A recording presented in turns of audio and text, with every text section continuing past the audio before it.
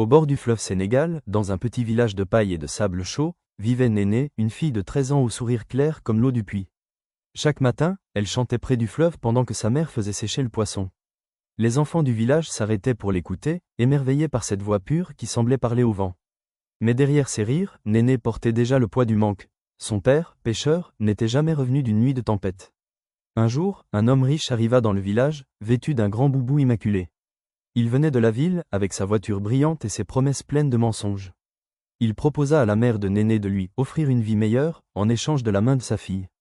La mère refusa d'abord, puis regarda la marmite vide, la paillote délabrée, et pleura.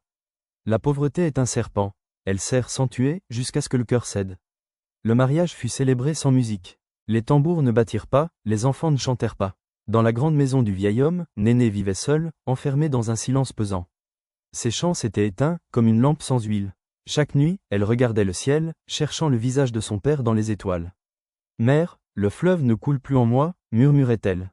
Un matin, le fleuve parla à nouveau. On retrouva Néné au bord de l'eau, paisible, les yeux fermés comme endormi. Dans sa main, une coquille du fleuve et une mèche de ses cheveux.